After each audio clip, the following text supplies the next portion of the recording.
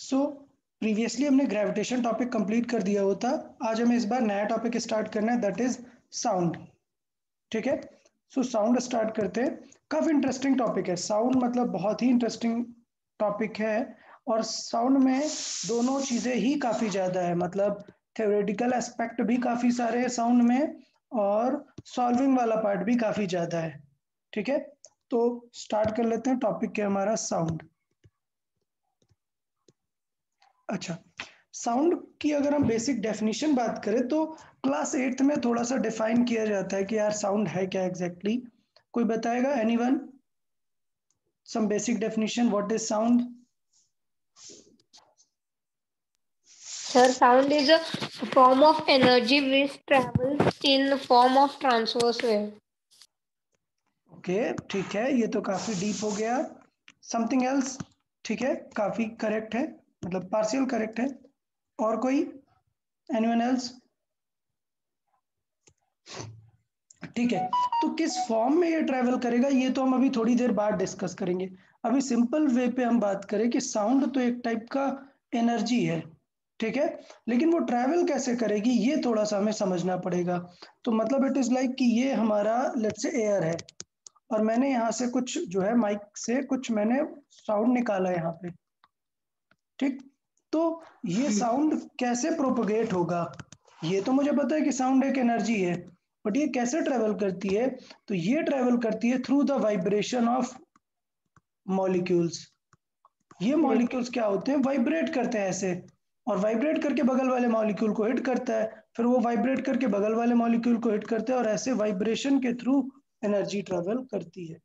तो साउंड एक ऐसी टाइप की एनर्जी है जो किसके थ्रू ट्रेवल करती है?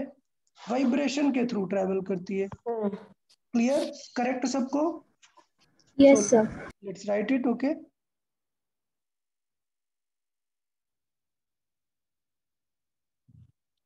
so it is a type of energy, it is a type of energy which is generated, which is generated. So this is generated due to the vibration of, it is generated due to vibration of molecules. It is generated due to vibration of particles or molecules. Okay, or molecules. तो ये एक general scenario हो गया कि किस तरीके से हमने साउंड जनरेट करना है। मतलब अगर आपको कहीं पे भी साउंड जनरेट करना है तो आप ये समझ जाओ कि वाइब्रेशन तो रहेगा ही।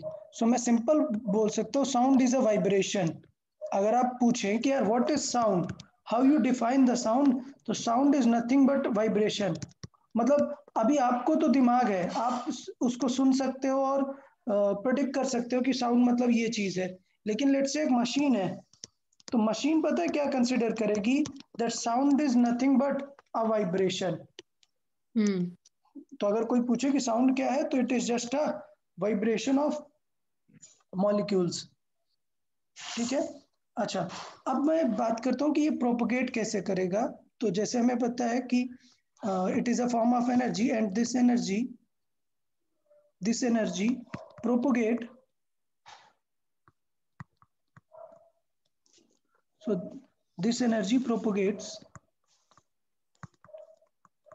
in the form of waves, in the form of waves। अब किस टाइप की वेव है ये हम आगे डिस्कस करेंगे। So also known as sound wave हम बोल सकते हैं अभी के लिए। So this energy propagate in the form of waves known as sound waves. Sir शायद से उधर वेव्स का स्पेलिंग गलत हो गया है। अरे वो लिखा वैसा है यार, ठीक है, राइटिंग थोड़ा सा चल सकता है, नॉट अ प्रॉब्लम। ठीक है, क्लियर? Yes, sir. हाँ, यस। ठीक है, सो जो स्पेलिंग एरर हो वो आप लोग सही कर लें। हाँ। सो this energy propagate in the form of wave, और वो वेव क्या होती हैं? उन्हें हम साउंड वेव्स बोलते हैं। ठीक, अच्छा, ये एनर्जी की बहुत ही खास बात है। ये वेव्स होती क्या है वो मैं बताता हूँ। वेव क्या होती है? वेव होता है एक ऐसा मेथड जिसमें सिर्फ एनर्जी ट्रांसफर हो, ठीक है, मतलब ऑब्जेक्ट खुद ट्रांसफर नहीं हो। इसका मतलब क्या हुआ? सपोज एक क्लासरूम है, ये क्लासरूम है और यहाँ पर बहुत सारे स्टूडेंट्स हैं।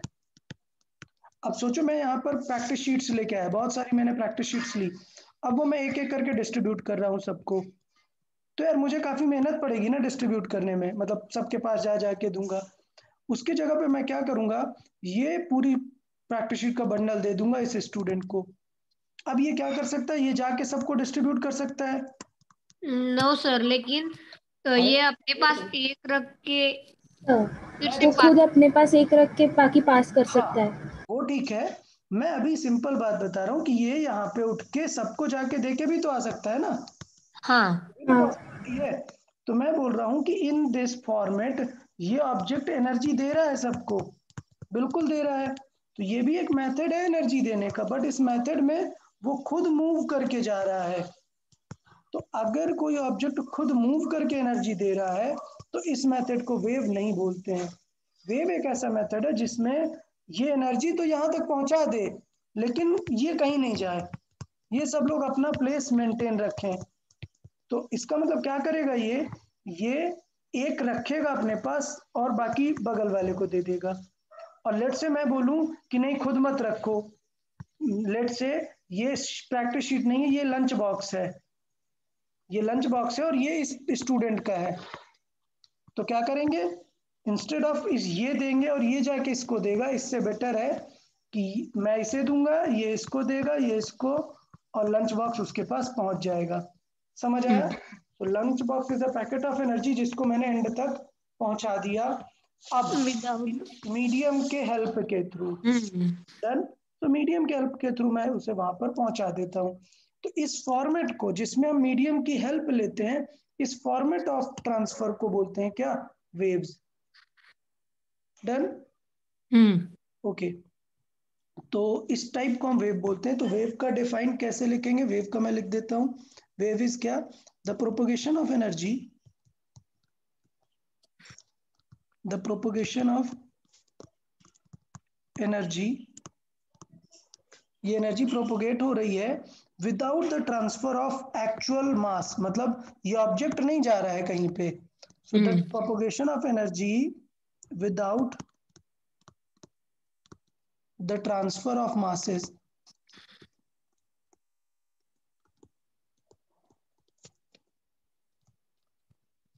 Masses is called wave. Clear?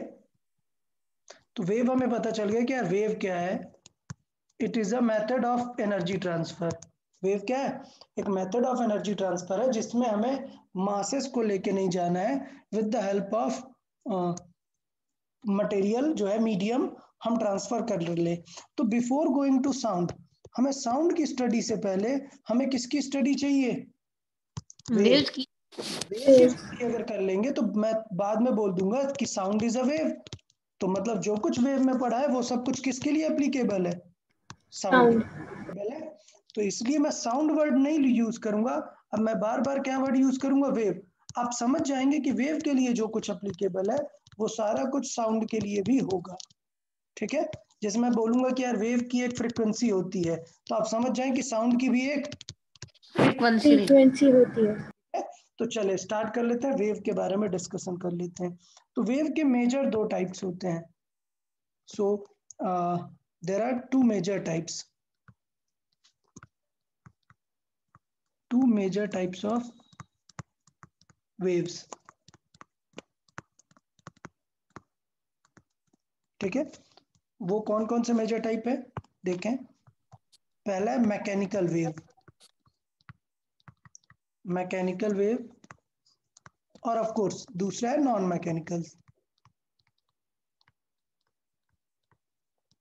अच्छा, इनका मीनिंग क्या है मैकेनिकल और नॉन मैकेनिकल से, मतलब क्या है हमारा यहाँ पर कि मैकेनिकल वेव ऐसी वेव्स है। अच्छा अलग से पूरा लिख लेते हैं, थोड़ा सा डिस्क्राइब करके कर लेते हैं। लेट्स से मैकेनिकल वेव देख लेते हैं। देखिए मैकेनिकल वेव क्या है, मैकेनिकल वेव ऐसे वेव है जिसमें एनर्जी अगर मुझे ट्रांसफर करनी है तो मुझे ये जो मीडियम है मेरा, इनके पार्टिकल्स की हेल्प लेनी है। लेकिन एक और मेथड होता है जिसमें ये लंच बॉक्स में डायरेक्टली इसके पास पहुंचा सकता हूं, ठीक। तो वो एनर्जी ट्रांसफर होता है नॉन मैकेनिकल, जिसमें हमें मीडियम के पार्टिकल की हेल्प नहीं लेनी है। और मैकेनिकल मतलब क्या होता है, जिसमें हमें इनकी हेल्प लेनी है, मतलब मैंने इसको दिया, इसने इसको दिया, इसने इसको दिया, लाइकवाइज। समझ आया मैकेनिकल नॉन मैकेनिकल में? Yes sir. अभी और डिटेल में हम डिस्कस करेंगे। तो पहले हम डेफिनेशन बेसिक लिख लेते हैं कि मैकेनिकल वेव्स क्या है। द वेव्स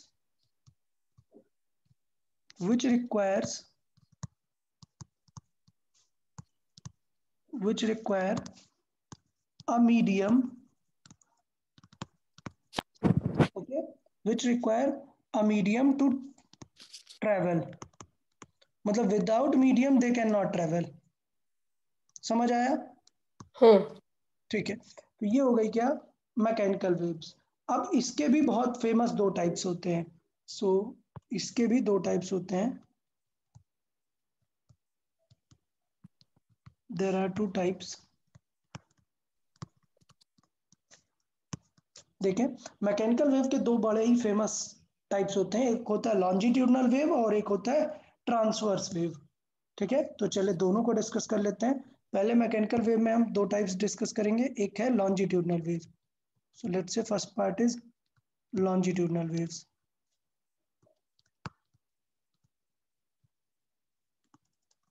अच्छा देखिए, लॉन्जिट्यूडनल वेव क्या है। अभी ये तो कंफर्म हो गया कि ये मीडियम के पार्टिकल्स का एनर्जी ट्रांसफर होगा, लेकिन किस टाइप में मीडियम के पार्टिकल्स से एनर्जी ट्रांसफर होगी वो हमें किस देखना पड़ेगा। तरह से वो वाइब्रेट होंगे? हाँ, तो वो वाइब्रेट होने के दो चांसेस हो सकते हैं। एक तो particle left right of vibrate हो सकता है, और या फिर particle up down vibrate up हो सकता डाउन। है। ठीक है, तो ये दो मेथड्स ऑफ वाइब्रेशन है, इधर लेफ्ट राइट वाइब्रेट होगा या अप डाउन वाइब्रेट होगा। तो लॉन्जिट्यूडनल वेव का मतलब है जिसमें पार्टिकल लेफ्ट राइट अप होता है। इसका मतलब क्या है कि अगर मैं बोलूं wave is in this direction, this is direction of wave, और वो लोग वेव की डायरेक्शन में ही वाइब्रेट होते हैं। क्लियर? मतलब ये पार्टिकल है, ये लेफ्ट राइट ही वाइब्रेट होगा। समझ आया? तो वो बन जाएगी हमारी क्या, longitudinal wave. So longitudinal wave मतलब क्या हुआ, the particles are medium particles, ये मीडियम के पार्टिकल्स हैं, ये क्या करेंगे, parallel to the direction of wave vibrate करेंगे। क्लियर? सो ये जो है ये क्या है, direction of vibration.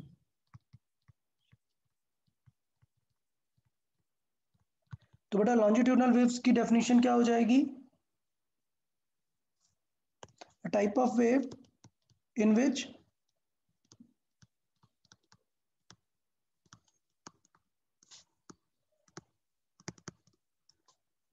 a type of wave in which the particles of medium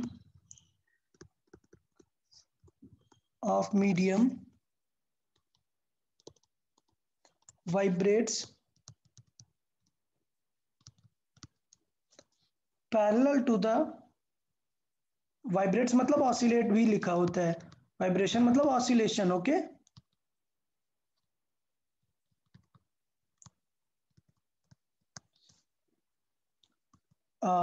parallel to the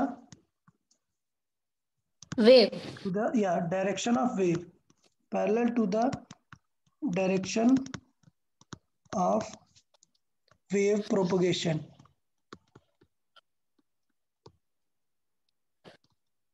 ठीक है, तो ये सिचुएशन हो गई, ये हो गया क्या, लॉन्जिट्यूडनल वेव। और पता है लॉन्जिट्यूडनल वेव का बेस्ट एग्जांपल्स क्या है?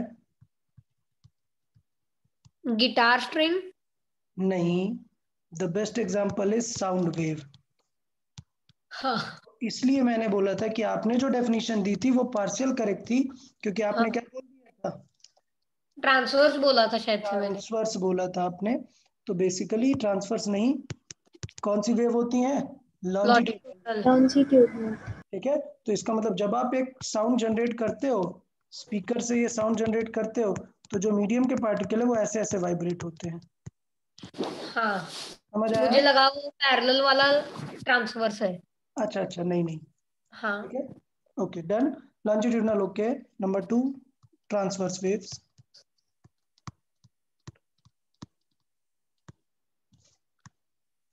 ओके, तो ट्रांसवर्स वेव मतलब फिर कोई टेंशन ही नहीं है। लॉन्जिट्यूडनल में पैरेलल थे, ट्रांसवर्स वेव में क्या हो रहे होंगे कि एनर्जी इधर जा रही है और वो उसके परपेंडिकुलर पे ऑसिलेट हो रहे हैं इस तरीके से। तो ये डायरेक्शन ऑफ ऑसिलेशन हो जाएगी। ये मीडियम पार्टिकल्स हैं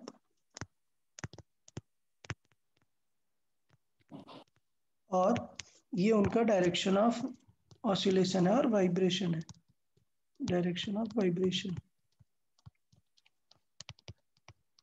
ठीक है। और ये हमारा डायरेक्शन ऑफ क्या है, वेव। हाँ।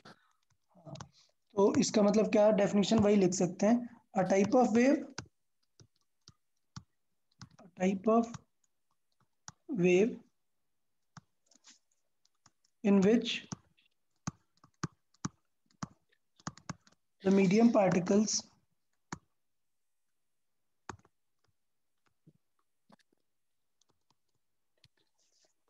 vibrate perpendicular to।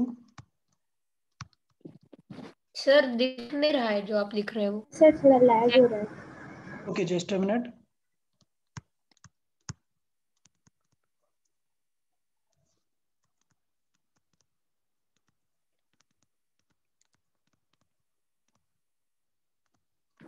Okay okay, ठीक है, कोई बात नहीं, अभी इसमें देख लेंगे। तो ये जो है एग्जांपल्स, इसमें सारे स्ट्रिंग वाली आती हैं, सारे स्ट्रिंग टाइप की वेव्स इसी में आती हैं। सो बेसिकली बेस्ट एग्जांपल क्या है, स्ट्रिंग वेव। हम्म। स्ट्रिंग वेव तो जो गिटार से साउंड होगा, तो आप समझ गए कि वो इसी में से आएगा। हाँ। क्लियर? तो सारे ओके। टाइप का स्ट्रिंग जहां पे भी दिख जाएगा आप समझ जाएंगे कि वो ट्रांसवर्स वेव है। तो लॉन्जिट्यूडनल और ट्रांसवर्स समझ में आया?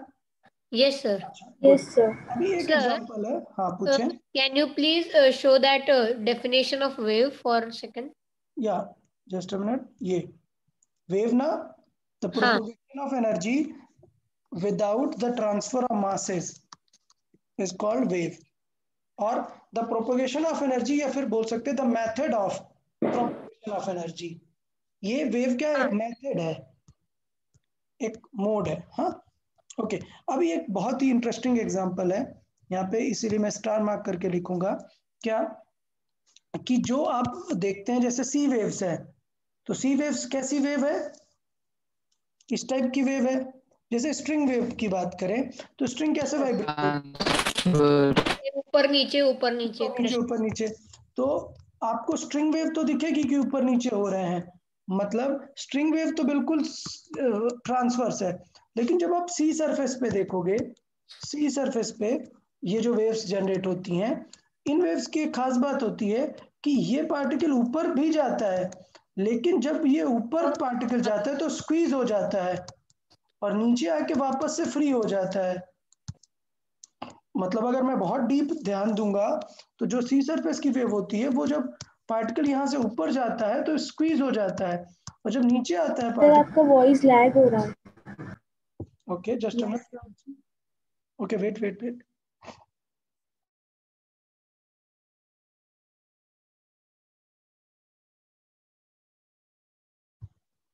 ओके, मे बी थोड़ा सा इंटरनेट इशू हो रहा है मेरा। ओके, लेट्स सी, अगर बीच में रहे तो आप बता देना, इन्फॉर्म करें। अभी ओके है? Yes sir. लेट्स हाँ। सी देन। सो सिचुएशन ये है कि जब ये ऊपर पार्टिकल जाते हैं तो स्क्वीज हो जाते हैं मॉलिक्यूल्स, और जब ये वापस नीचे आते हैं तो फिर से एक्सपेंड हो जाते हैं। तो ये ऊपर नीचे तो जा रहे हैं मॉलिक्यूल, बट साथ में लेफ्ट राइट भी इनका मोशन होता रहता है। तो हाँ एक मतलब। बहुत ही अच्छा एग्जांपल है कि कहाँ पर आपको दोनों कंडीशन देखने को मिलती है, मतलब लॉन्जिट्यूडनल भी देखने को मिल जाता है और साथ में ट्रांसवर्स भी। तो सी सरफेस वेव है, वहां पे हमें दोनों देखने को मिल जाता है, तो इसलिए मैंने स्टार मार्क करके ये लिख देता हूँ क्या, the sea surface waves, the sea surface waves, they are both transverse and longitudinal in nature, both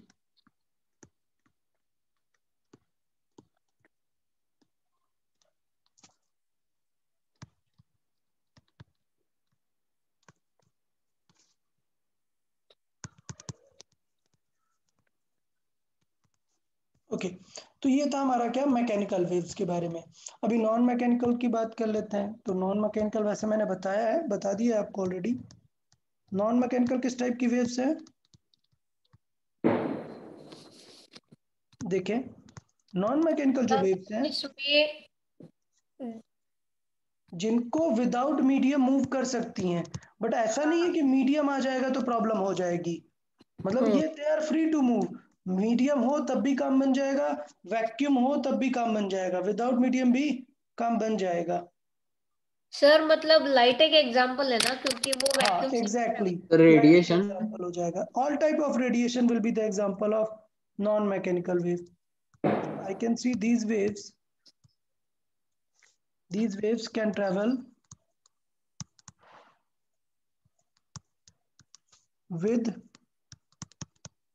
within the medium or without the medium also.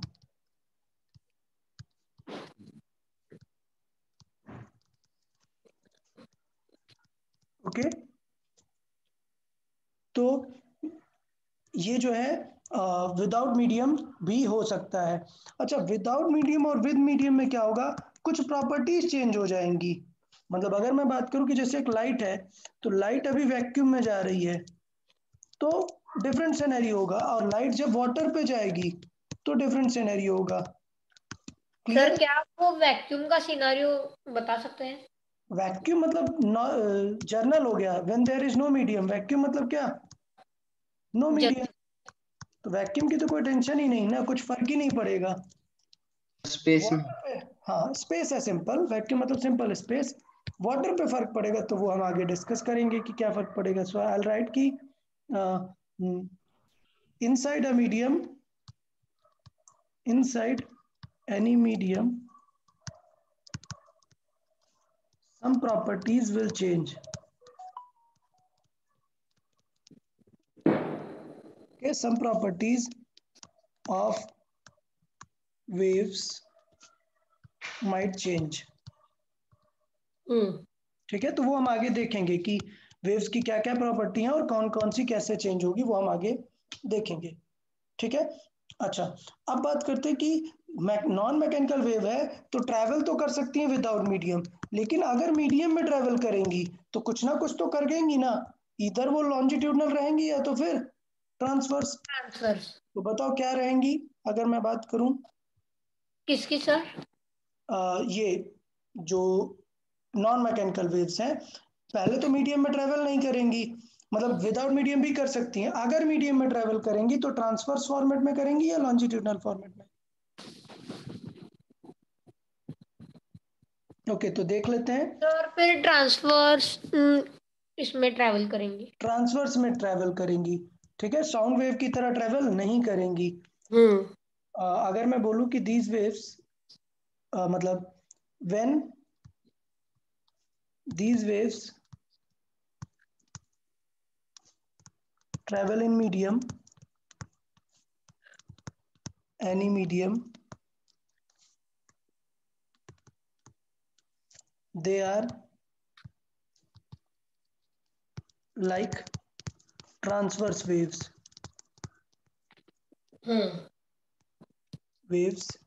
in nature। Nature उनका ट्रांसवर्स वेव जैसा ही दिखने लग जाता है। ठीक है।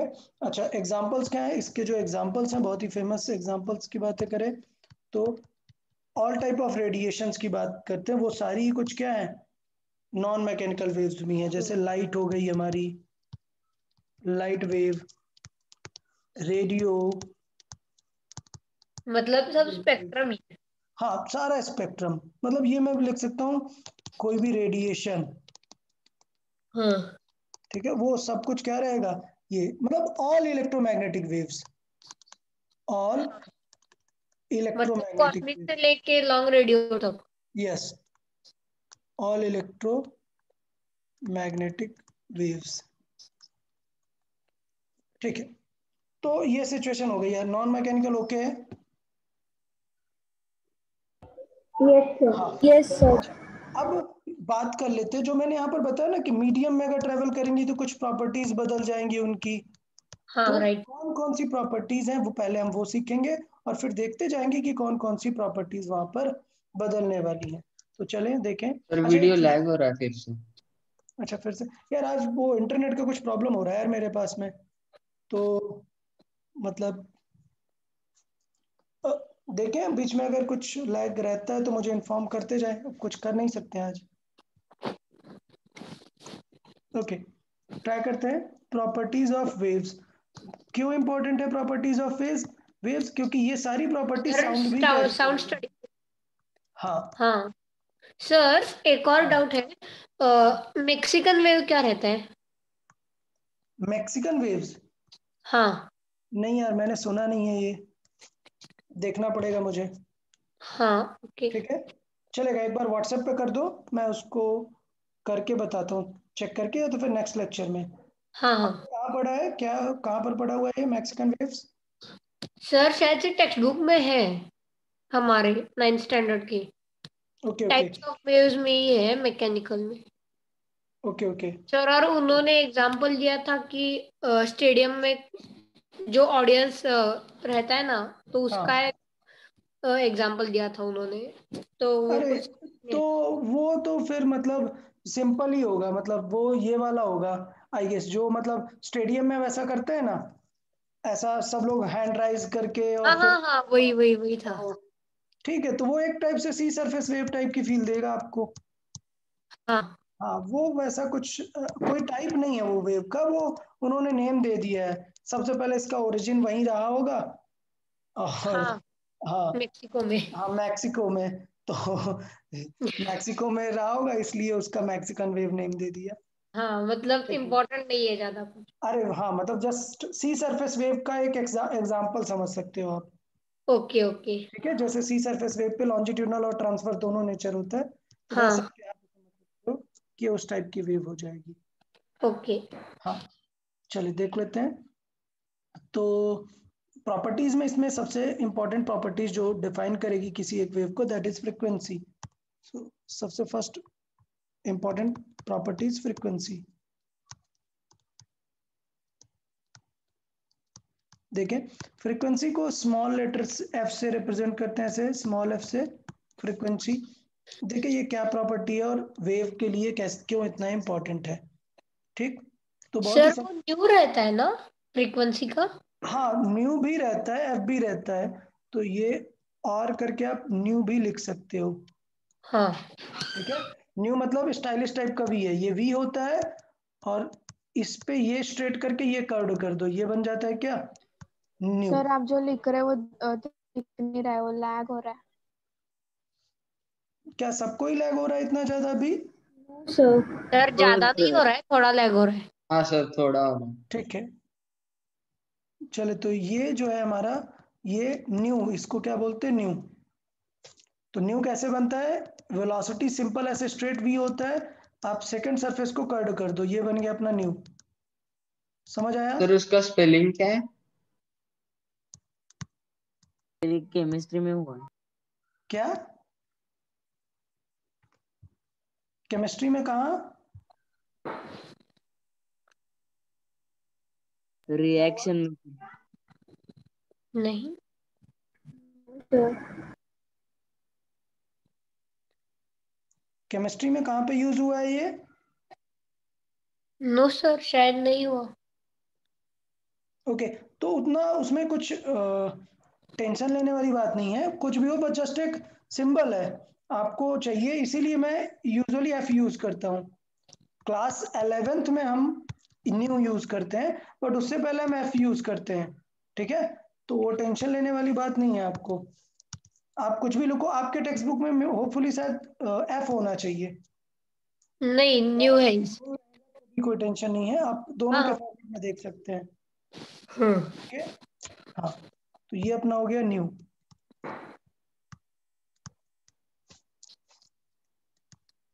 और इसे बनाना मैंने बता दिया है कैसे करते हैं, कैसे बनाते हैं, वी और वी का सेकंड सरफेस कर्व्ड, इस टाइप का। ठीक है, चले, तो फ्रीक्वेंसी की बात कर लेते हैं। फ्रीक्वेंसी क्या है? फ्रीक्वेंसी सिंपल सी बात है कि हम वेव की बात कर रहे हैं, मतलब पार्टिकल ऑसिलेट कर रहा है ना, तो यार कितनी जल्दी एक ऑसिलेशन कंप्लीट कर लेगा, यही है क्या, फ्रीक्वेंसी। मतलब सोचो ऑसिलेशन क्या होता है, मैंने सिंपल पेंडुलम के थ्रू आपको समझाया था कि एक ऑसिलेशन मतलब होता है एक बार वो लेफ्ट गया और फिर राइट गया उतना ही डिस्टेंस। वापस आया, लेकिन वापस यहाँ तक पूरा नेक्स्ट एक्सट्रीम तक गया, और फिर जब रिटर्न होके वापस आता है, this is called final one oscillation. ठीक है, सो वन ऑसिलेशन मतलब पहले एक साइड गया फिर दूसरे साइड गया, so this whole thing is called complete oscillation. ये समझ आया, वन ऑसिलेशन मतलब कितना होता है, पूरा कंप्लीट हाँ वन ऑसिलेशन। तो फ्रीक्वेंसी कैसे डिफाइन होती है, it is number of oscillation performed in 1 second. कैसे डिफाइन है, नंबर ऑफ ऑसिलेशंस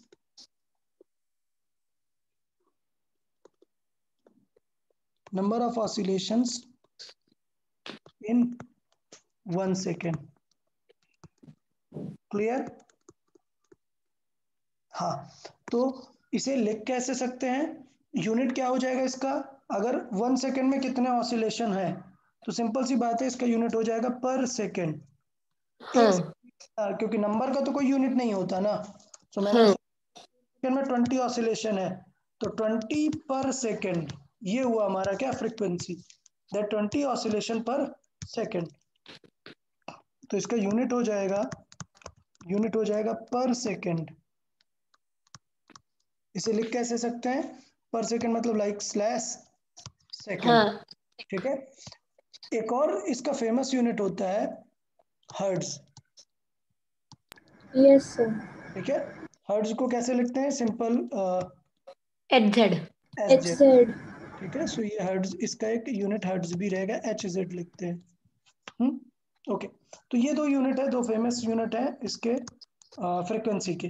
अब देखो फ्रीक्वेंसी निकाल कैसे सकते हैं, जैसे अगर मैं बात करूं, सपोज 30 सेकेंड्स में, या let's say 500 oscillations were made in 30 seconds.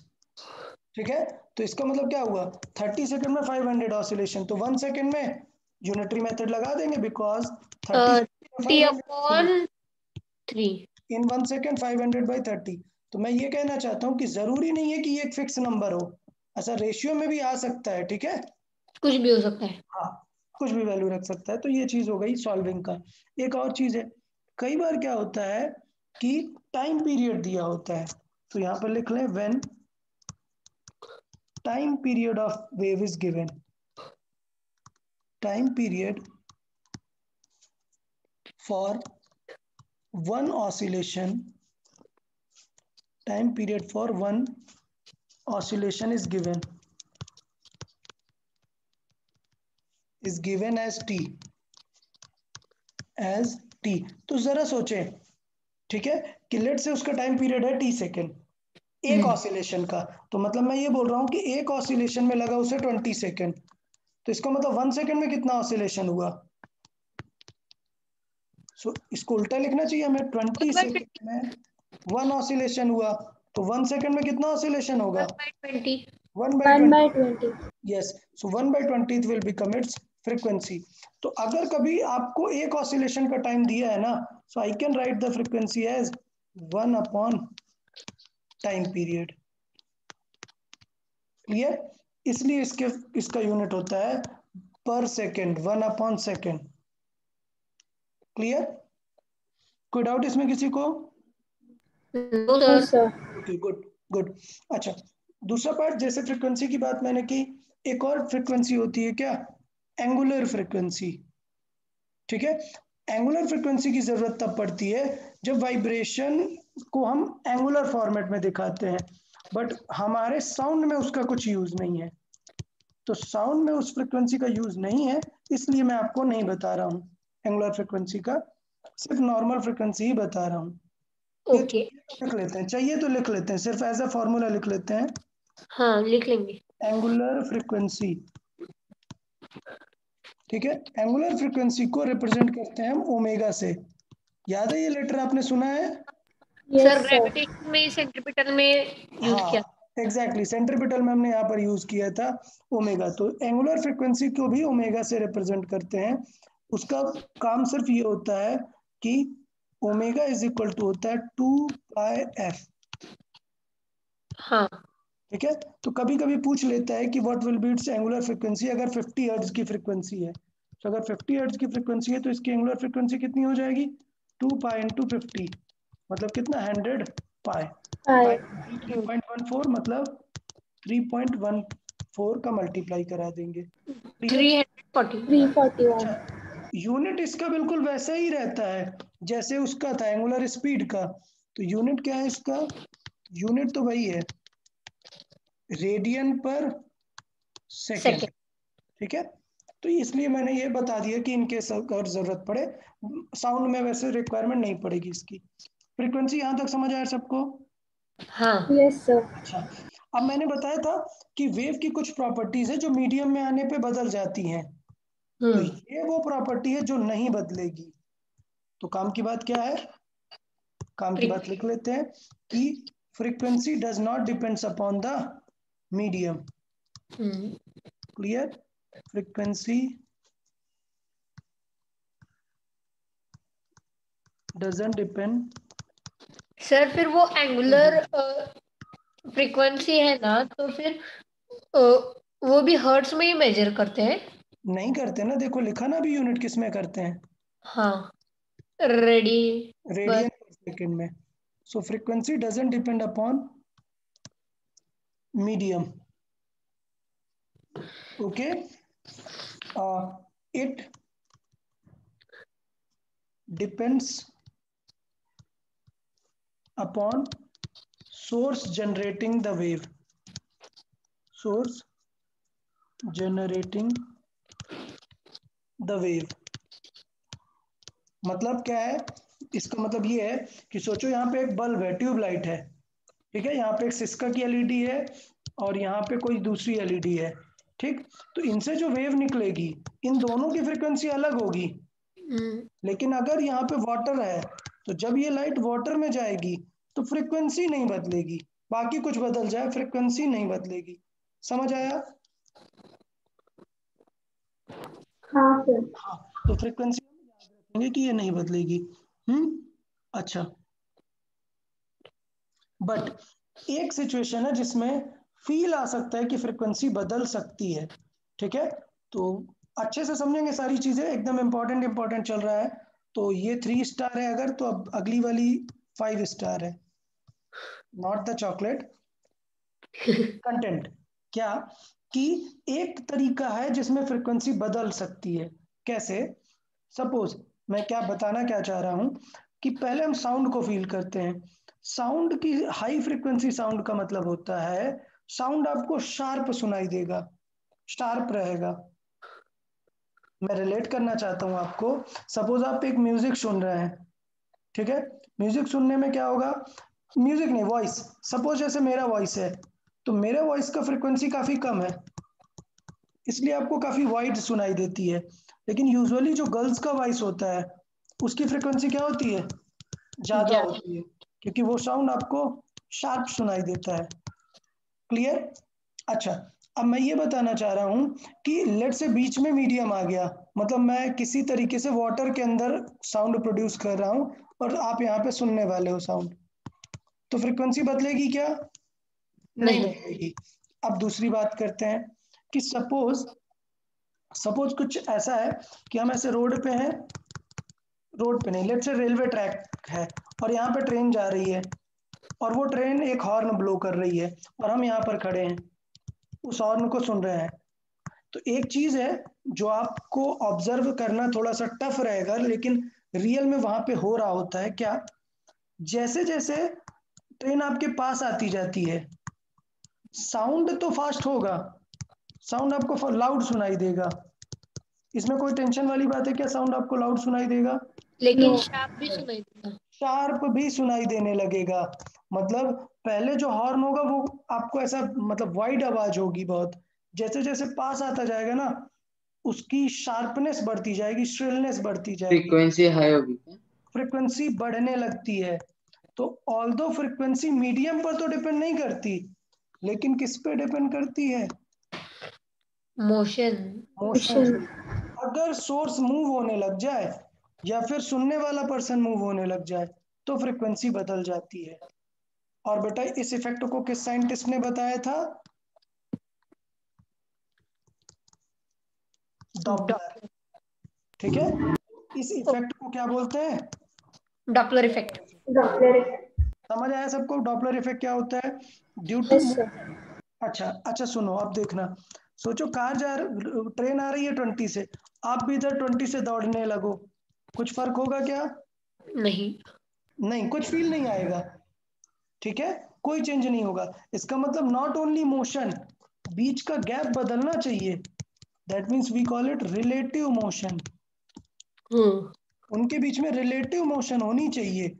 ये नहीं कि ये भी 20 से चल गया, ये भी 20 से चल गया, आपने कहा डॉपलर लग गया, नहीं होगा डॉपलर इफेक्ट। समझ आया सबको? Yes sir. Good good. तो चलो इसको मैं थोड़ा सा लिख देता हूँ, सो बेटर रहेगा, अंडरस्टैंडिंग भी आ जाएगा। लिख लेते हैं क्या? इन सर्टेन केसेस, इन और इन सम केसेस की जरूरत नहीं है, due to relative motion between source and the observer, source and the observer, okay, due to relative motion between the source and the observer, frequency can change, frequency might change.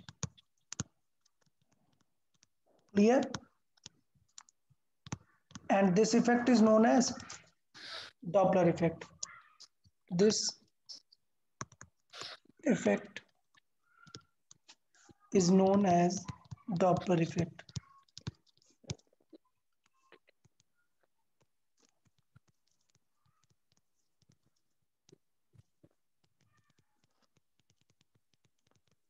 अच्छा अच्छा, Doppler effect में अब क्या होगा? बहुत ही simple सी बात है। क्या? अगर ये ऑब्जर्वर है और ये सोर्स है, दोनों अगर पास आ रहे हैं तो क्या होगा उस केस में? अगर ये पास आ रहा है तो फ्रीक्वेंसी क्या होगी? फ्रीक्वेंसी बढ़ेगी। ठीक है, और अगर किसी रीजन की वजह से दूर जा रहे हैं,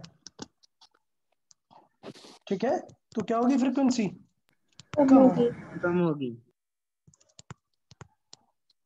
ऑब्जर्वर और ये सोर्स, तो फ्रीक्वेंसी कम होगी। क्लियर हो गया यार सबको? फ्रीक्वेंसी कब चेंज हो सकती है? Frequency Yes, sir. Medium depend नहीं होती, लेकिन एक बहुत ही अच्छा इफेक्ट है डॉपलर इफेक्ट, उसमें फ्रीक्वेंसी जो है बदल सकती है। ठीक।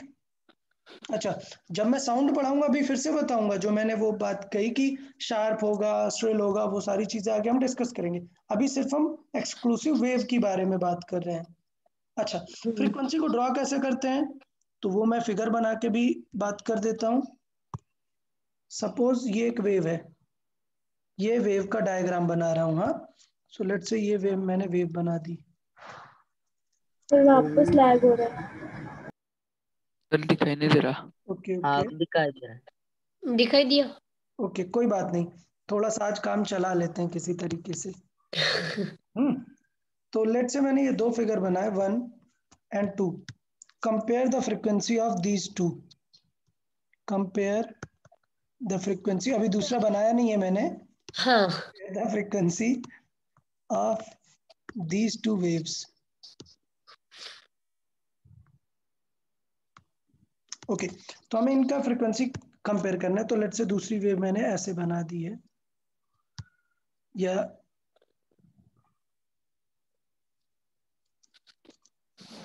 बताओ फ्रीक्वेंसी किसका ज्यादा है? सेकेंड 2 का।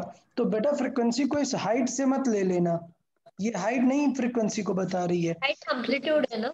हाँ, हाइट मतलब एम्पलीट्यूड है, वो आगे बताएंगे। तो हाइट मतलब एक्चुअली क्या है? एम्पलीट्यूड है। चलो यहीं पे लिख देते हैं कि हाइट मतलब ये है एम्पलीट्यूड।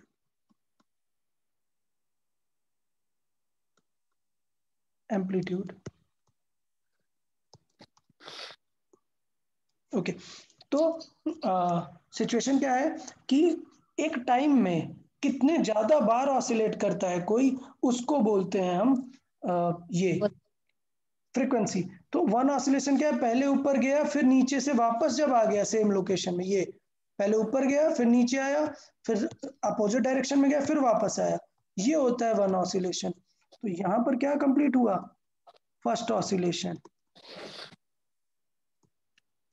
अच्छा, जितनी देर में इसने एक ऑसिलेशन किया, देखो इसने कितने कर दिए, इसका फर्स्ट हुआ यहाँ पर, सेकंड हुआ यहाँ पर, थर्ड हुआ यहाँ पर, 3.5 ऑसिलेशन कर दिए इसने। समझ आया? Yes sir. हाँ, तो ये 3.5 हो गया। तो इसका मतलब अगर मैं बोलूं तो ये साफ साफ दिख रहा है कि oscillations in second one are more than first. और कितना होता है, oscillations of frequency of second is 3.5 times of frequency of one. समझ आया? Yes sir. 3.5 कहाँ से आ गया, मैजिकली नहीं आया, ग्राफ से आया है। ग्राफ्स, क्योंकि बाद में नोट्स देखोगे तो सोचोगे सर ये 3.5 कौन सी चीज है। नहीं, ये मैंने एक एग्जांपल टाइप दिया है, ठीक है, ये क्वेश्चन है, एग्जांपल है ये, कि दोनों का frequency from the given graph compare करना है।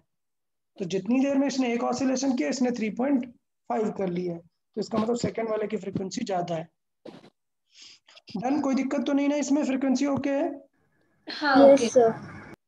गुड। सेकंड पार्ट देखते हैं, पहले हमने क्या किया, फ्रीक्वेंसी, ठीक है। सेकंड फेमस प्रॉपर्टी है जो अभी बात की थी, टाइम पीरियड। टाइम पीरियड, इसको कैपिटल टी से रिप्रेजेंट करते हैं। टाइम पीरियड क्या चीज है, बहुत ही सिंपल, एक ऑसिलेशन कंप्लीट करने में जितना टाइम लगा उसे, ये क्या है, time taken to complete one oscillation. समझ आया? टाइम पीरियड सिंपल है। हाँ ठीक है, तो जब मैंने देखा था कि फ्रीक्वेंसी था 1 बाई टाइम पीरियड, तो टाइम पीरियड को क्या लिख सकता हूँ, 1 बाई फ्रीक्वेंसी लिख सकता हूँ ना, उल्टा हाँ कर दिया दोनों को। ठीक है, तो इसका मतलब टाइम पीरियड का फॉर्मूला उल्टा पूछता है फ्रीक्वेंसी दे के, 1 अपॉन फ्रीक्वेंसी। ठीक है, यस सर। हाँ, तो टाइम पीरियड का यूनिट क्या होगा,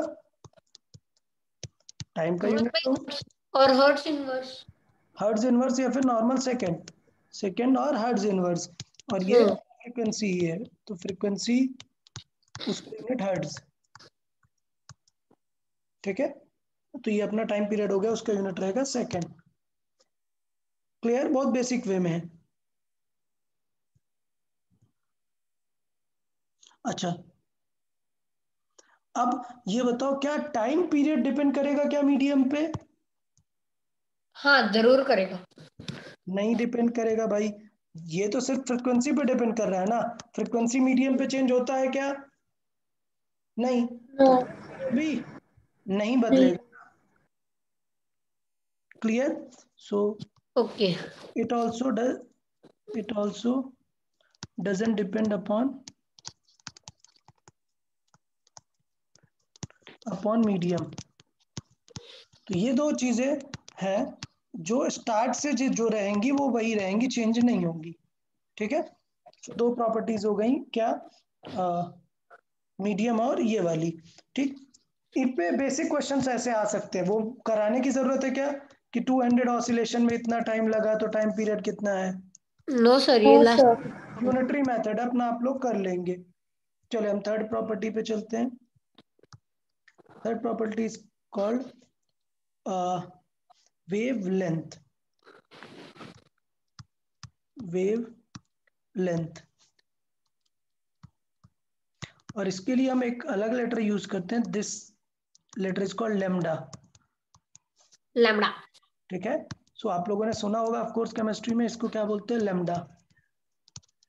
हाँ ठीक है, लेमडा कैसे बनाते हैं, ये स्लैंट और ये स्लैंट, बस हाँ, और ये लेमडा। मतलब ए को थोड़ा एक्सटेंड करने का। उल्टा वाई, ये हाँ वाई है उसका वाला इमेज। Water image. ठीक है, चले। तो ये लेटर तो समझ में आ गया। सिंपल सी बात है, वेव लेंथ क्या होती है, वेव कितनी लेंथ कवर करेगा। बट ऐसे तो वेव बहुत दूर जाएगा, तो बहुत दूर नहीं, एक टाइम पीरियड में कितनी आगे जाएगा उसको बोलते हैं वेव लेंथ। समझ आया? तो इसकी डेफिनेशन क्या हो जाएगी, the distance covered in the distance covered in one time period. Clear?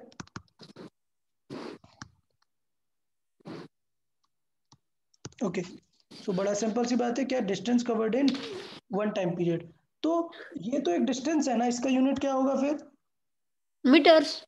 हाँ, so its unit is metre, centimetre, nanometre, angstrom. Nanometre, nanometre. एक और एंगस्ट्रॉम। फेमस होता है एंगस्ट्रॉम। ठीक है, एंगस्ट्रॉम को कैसे लिखते हैं, ए के ऊपर ऐसे डॉट रखते हैं। एंगस्ट्रॉम एक फेमस यूनिट होता है, आपको मैंने बताया भी था दैट 1 मीटर में बहुत ही छोटा होता है एंगस्ट्रॉम, 10⁻⁻10। सॉरी, 1 एंगस्ट्रॉम में बहुत छोटा यूनिट है, 10⁻⁻10 मीटर जितना होता है। याद रहेगा? अच्छा, नैनोमीटर कितना होता है? 10⁻⁻9। हाँ, ये मैंने लिस्ट में लिखा दिया आपको कि नैनोमीटर 10⁻⁹। माइक्रोमीटर 10⁻⁻6। -6। ठीक है, सेंटीमीटर 10⁻²। और -2। तो ये तो सारी चीजें आप लोग कर लेंगे, इसमें कुछ टेंशन नहीं है, लिखने की जरूरत नहीं है, आप समझ गए। या फिर चाहिए तो मैं यहाँ पे लिख सकता हूँ कि वन जो एंगस्ट्रॉम और छोटा है ना नैनोमीटर से, तो मतलब 1 नैनोमीटर मतलब होता है 10 एंगस्ट्रॉम्स, हाँ क्योंकि वो 10⁻⁻10 की हाँ। बात है। मैं लिख सकता हूँ 1 नैनोमीटर इज 10 एंगस्ट्रॉम। ठीक है, अच्छा, अब बात करते हैं कि इसको वेव फॉर्मेट में कैसे बनाते हैं। तो वेव फॉर्मेट में एकदम क्लियर है, क्या, कि एक ऑसिलेशन कंप्लीट करने का टाइम ही वेव लेंथ होगा। तो लेट से ये वेव आगे इस फॉर्मेट में हम मूव करा रहे हैं, तो एक ऑसिलेशन में जितनी डिस्टेंस ये कवर करता है उसी को हम क्या बोलते हैं, वेव लेंथ। तो इसका मतलब कौन सी डिस्टेंस वेव लेंथ है, यहां से लेके यहां तक की, हाँ। This length is called wave length, lambda. ठीक है, अच्छा, अब लेमडा की मैथमेटिकल डेफिनेशन भी देख सकते हैं, क्या, कि ये जो मैक्सिमम है, ये जो मैक्सिमम टॉप पॉइंट है, इस पॉइंट को बोलते हैं, टॉप पॉइंट को बोलते हैं क्रेस्ट। क्या बोलते हैं टॉप पॉइंट को? क्रेस्ट। ठीक, और ये जो बॉटम वाला पॉइंट है इसको बोलते हैं ट्रफ, इसको बोलते हैं ट्रफ, क्रेस्ट और ट्रफ। तो इनडायरेक्टली अगर मैं बात करूं तो अगला क्रेस्ट यहां पर आएगा। तो मैथमेटिकली देखो तो दोनों क्रस्ट के बीच में अगर देखो तब भी तो डिस्टेंस क्या रहेगी, सेम ही रहेगी। लेमडा ही रहेगी ना। तो इसकी कई बुक्स में डेफिनेशन ये भी दे देती है कि distance between an two consecutive crest और टू कंसेक्यूटिव ट्रफ वो क्या होती है, लेमडा होता है। लैम्डा। ठीक है, अच्छा, इस ये जो डिस्टेंस है, ये हाइट इसको क्या बोलते हैं, इसे, किसको? ये वो एम्पलीट्यूड है ना। ये एम्पलीट्यूड है। तो मैं यहाँ पर फिर से लिख देता हूँ जिससे टेंशन न रहे, ये क्या है, एम्पलीट्यूड। एम्पलीट्यूड। तो मैं, मैक्सिमम। हाँ हाँ, तो मैं यहाँ पे लिख सकता हूँ कि एम्पलीट्यूड है क्या exactly, maximum displacement, maximum displacement, displacement from mean position, mean मतलब बीच वाली पोजीशन, मीन पोजीशन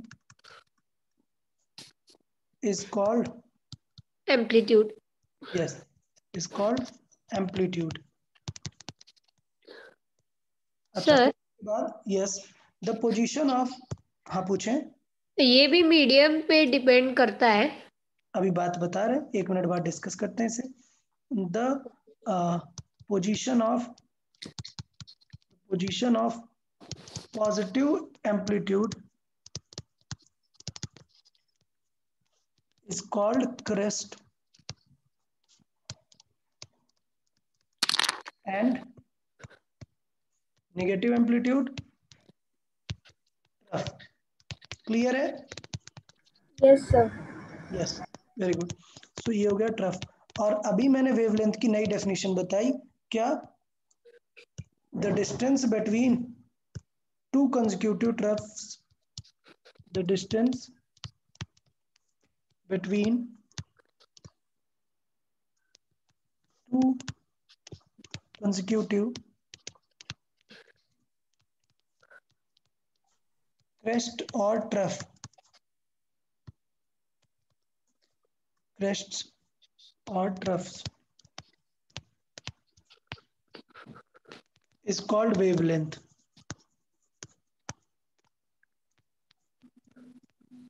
ठीक है? सो ये वेवलेंथ का हमारा डेफिनेशन हो गया, वेवलेंथ इसका मीनिंग है।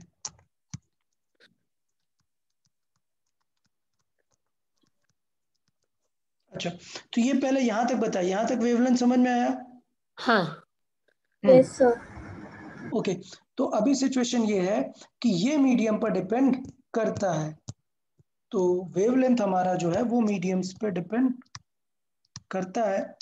देखें, वेवलेंथ बहुत ज्यादा डिपेंड करता है। अच्छा, वेवलेंथ क्या है मैंने बताया, it is a distance covered in one time period. तो बेटा डिस्टेंस कैसे निकालते हैं बताओ? स्पीड इनटू टाइम से। हाँ। पीरियड बदलेगा क्या? नहीं। नहीं, लेकिन डिफरेंट मीडियम में स्पीड बदल जाती है, इसलिए डिस्टेंस भी तो बदलेगी ना। हाँ। तो मीडियम में स्पीड अगर बदलेगी तो डिस्टेंस भी बदलेगी, सो ऑफ कोर्स वेवलेंथ बदल जाएगी। तो इसका मतलब ये होगा कि because depends upon speed, it depends upon speed, so it will change or it will vary in different mediums. ठीक है? अच्छा, अब किस मीडियम में कितना होगा, कम होगी या ज्यादा होगी, ये कैसे पता करेंगे? डेंसिटी से। नॉट एग्जैक्टली डेंसिटी, स्पीड से पता करेंगे बस। हम किससे पता करेंगे? स्पीड से। भाई v इज इक्वल टू क्या बताया अभी, सॉरी, डिस्टेंस क्या होगी? Speed into time. हाँ। ये तो बदलेगा नहीं। तो अगर मैंने आपको सिखा दिया कि स्पीड कैसे बदलेगी, तो आप आंसर कर दिया करोगे ना कि वेवलेंथ कैसे बदलेगी। क्लियर है? सो मैं यहाँ पे लिख ले रहा हूं, यहाँ पे लिख देता हूं,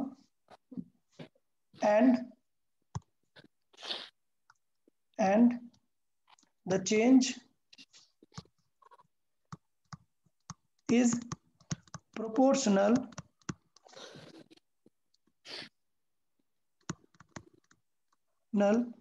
to the speed।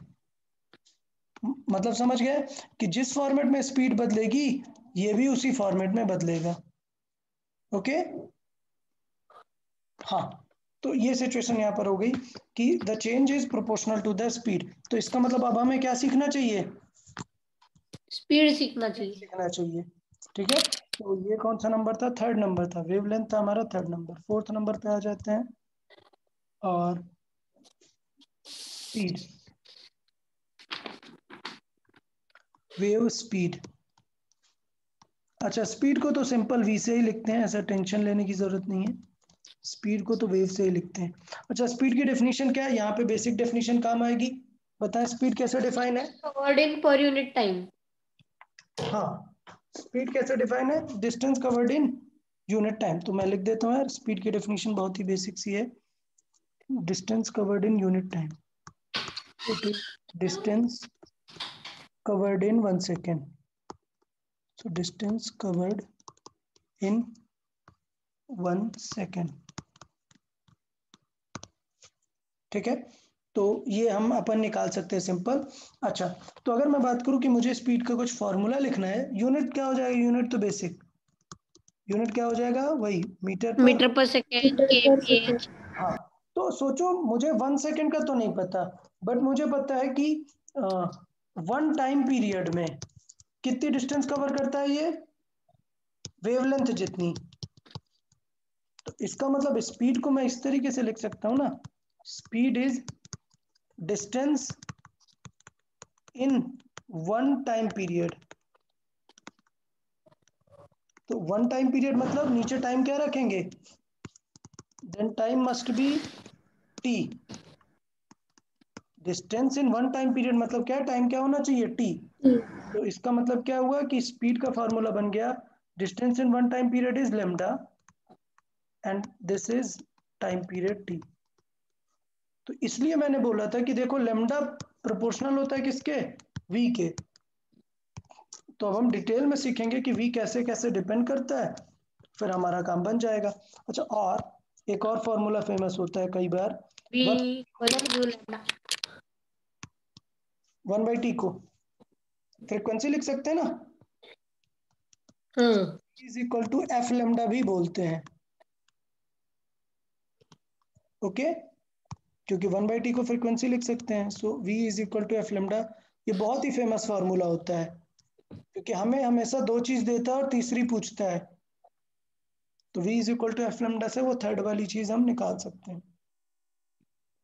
यहाँ तक कोई दिक्कत किसी को? No no sir. Sir.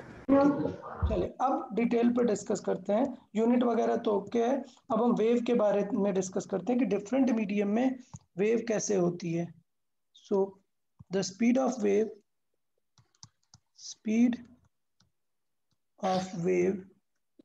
Sir हमें वेव नंबर नहीं चाहिए। वेव नंबर भी लिख लो यार, वेव नंबर क्या हो जाएगा, 1/, नहीं पता, हाँ 1/, वेवलेंथ, यहीं पे लिख देते हैं। क्योंकि सर लास्ट ईयर वासु हाँ सर ने वो समझा समझा, इंट्रोड्यूस किया था, ठीक है। हम पढ़ रहे तो थे। ये वेवलेंथ हमें पता है, वेवलेंथ लेमडा है। तो यहां पर मैं लिख देता हूं आपको क्या, वेव नंबर, वेव नंबर। तो वेव नंबर नंबर क्या होता है, it is actually the number of waves in a particular time. तो एक टाइम पीरियड में कितनी सारी वेव्स आ गई, ठीक है। So basically it will be, अगर मैं इसे देखूं, सो वेव नंबर डिफाइन है 1/लेमडा से। क्लियर? यहाँ पे लिखा रहेगा तो आप लोग याद रख लोगे, कोई टेंशन नहीं। ओके, हाँ हम क्या डिस्कस कर रहे थे, speed of wave, speed of wave, okay, it depends upon medium, हम ये पार्ट डिस्कस कर रहे थे। So speed of wave is different for all mediums। Okay, तो देखें कि किस तरीके से वेव के बारे में हम बात करेंगे। तो सबसे पहले हम डिफरेंट टाइप की वेव्स के बारे में बात करेंगे। सबसे पहले हम डिस्कस करेंगे साउंड वेव, और ये बहुत ही इंपॉर्टेंट है। साउंड वेव नहीं, पहले स्ट्रिंग वेव से शुरू करते हैं। String okay. Waves, string waves, string waves में देखें स्पीड कैसे होती है। स्ट्रिंग वेव में यार एक स्ट्रिंग होगी ना, टाइट सी स्ट्रिंग, उसमें वेव जनरेट होगी। तो इसलिए जो ये स्ट्रिंग वेव होती है, स्ट्रिंग में जो भी वेव जनरेट होती है, वो बहुत ज्यादा डिपेंड करती है इस स्ट्रिंग में कितना टाइट है। सोचो आप एक थ्रेड ले लो और उसको ऐसे नीचे की तरफ स्ट्रेच करो और छोड़ दो, क्या वेव बहुत अच्छी बनेगी क्या? नहीं। नहीं। लेकिन एकदम टाइट सा थ्रेड लो, बहुत टाइट सा, और उसको थोड़ा सा नीचे खींचो और छोड़ दो, देखो ये वाइब्रेट करता रहेगा, ऊपर नीचे वाइब्रेट करेगा, समझे? हम्म। तो जितना ज्यादा टाइट होगा उतना फास्ट वो वेव करेगा। तो स्ट्रिंग में वेव स्पीड का फॉर्मूला होता है v is equal to root T over mu. और बेटा कोई दूसरा ऑप्शन नहीं है, याद ही रखना पड़ेगा। आप सोचो कि सर टफ हो रहा है तो हाँ थोड़ा सा टफ है, बट अगर आप एक बार समझ गए और याद कर लिए तो फिर इजी पड़ेगा, कोई दिक्कत नहीं होगी। ठीक है, sir for example rubber band भी ले सकते हैं। हाँ रबर बैंड भी ले सकते हैं, उस पे भी वो स्ट्रिंग वेव ही होगी। गिटार की स्ट्रिंग ले सकते हो, कुछ भी। ठीक, तो जैसे टी की बात करें, ये क्या है? It is tension force in the string. क्या है ये? Tension force in tension the force in the string, मतलब ये न्यूटन में दिए रहेगा आपको कि हम्म स्ट्रिंग को कितना टाइट हमने पकड़ के रखा है। और ये क्या है? म्यू। ये क्या है? म्यू। सर ये भी दिया रहेगा। हाँ बिल्कुल दिया रहेगा। म्यू क्या है? It is called mass per unit length of string. Okay. Length of string, मतलब ये कैसे निकाल सकते हैं? ये सिंपल सी बात है। म्यू अगर निकालना है तो आपको टोटल मास ओवर लेंथ, समझ आ गया? तो म्यू आ जाएगा। कोई डाउट किसी को? सोचो यार, 3 मीटर की रोप है और उसका वेट है 100 ग्राम, इसका मतलब 1 मीटर की रोप का वेट कितना हो जाएगा? 100/3। हाँ, तो यही क्या हो गया हमारा म्यू, कि एक यूनिट लेंथ का मास कितना है। समझ आया? तो अभी टेंशन नहीं लेना है, मैं सिर्फ अभी आपको सारे फॉर्मूले एक्सप्लेन कर रहा हूँ, आगे मैं क्वेश्चन सॉल्व करके दिखाऊंगा आपको। ठीक है? हाँ ओके। हम्म, ओके। उसके बाद बात करते हैं साउंड वेव की। स्ट्रिंग वेव हो गया, साउंड वेव की बात कर लेते हैं। साउंड वेव, तो साउंड वेव यार अलग अलग है। साउंड वेव को तो एक अलग मीडियम में मूव करना है ना, तो साउंड तो सॉलिड में भी मूव कर सकता है, लिक्विड गैसेस सब में मूव कर सकता है। ठीक है, तो क्या करते हैं, साउंड वेव को अलग अलग तरीके से डिस्कस किया जाता है। ठीक, मैं यहाँ पे लिख देता हूँ, sound can travel in solid, liquid and gas. ठीक है, सब में ट्रैवल कर सकता है। क्लियर? तो इसका मतलब ये है कि सॉलिड्स के लिए अलग फॉर्मूला होता है, लिक्विड और गैसेस के लिए अलग फॉर्मूला होता है। डन। सो हम बात ओके। करते हैं फॉर सॉलिड्स। सॉलिड्स में कैसा होता है? तो सॉलिड्स में साउंड की स्पीड का फॉर्मूला होता है √/e बाई रो। ओके मैंने बताया कि डेंसिटी टेंशन, वाला। हाँ ज्यादा टेंशन नहीं लेना है, हर चीज स्पीड में आपको नई दिखेगी, तो आपको सिर्फ सीखने का ट्राई करना है, क्या नई ओके चीज क्या क्या सीखने को मिल रही है यहाँ पर। ठीक, अच्छा, तो ये क्या है भाई? डेंसिटी है। सर ये ई क्या है? वो इंटेंसिटी है। लिख रहे रुके। रो क्या है? रो लिखते हैं इसे RH रो, इसका मतलब है डेंसिटी। इसका मतलब अगर, पहले सुनेंगे कि अगर मैंने लेट से आपसे लिया एक आयरन स्टील है और एक दूसरा मटेरियल ले लिया, दोनों सॉलिड है, लेट से ये आइस है और ये आयरन है, बताओ किसमें साउंड की स्पीड ज्यादा होगी? आयरन में। आयरन। आयरन। आयरन में ज्यादा होगी। ठीक है, अच्छा, तो यहाँ पर पॉइंट ये है कि मटेरियल की डेंसिटी का उल्टा इफेक्ट है ना। हाँ सर, तो फिर आइस में ज्यादा होनी चाहिए ना। समझ आया? तो अगर हम लॉजिकली बात करें तो density of iron is higher than density of ice. तो इसका मतलब यहाँ आयरन में स्पीड क्या होगी? स्लो होगी। बट एक चीज को तो मैंने अभी लिखा ही नहीं है, ये ई क्या है? अब ये भी तो डिसाइडिंग फैक्टर हो सकता है, तो अब मैं हाँ लिखता हूँ ये ई क्या है? दिस इज इलास्टिक मॉडुलस, और ये दिस क्या? इज नोन एज, रुके अभी एक्सप्लेन करता हूँ, this is called modulus of elasticity. Clear? अगर आपको चेक करना है कि कौन सा मटेरियल कितना अच्छा उसका ई है वो डिपेंड करेगा कि वो आप उसे स्ट्रेच करते हो तो वो वापस रिटर्न आ जाता है। इस प्रॉपर्टी को क्या बोलते हैं? इलास्टिक। इलेक्ट्रिसिटी। ठीक है, इलास्टिसिटी किसे बोलते हैं? अगर आपने उसे स्ट्रेच किया और छोड़ दिया वो वापस आ गया, मतलब कैसा है वो? इलास्टिक है, इलास्टिक है मतलब rubber band. Rubber band type. ठीक है, तो इलास्टिक मॉडुलस ऑफ इलास्टिसिटी इसी बातों पे डिपेंड करता है। डन।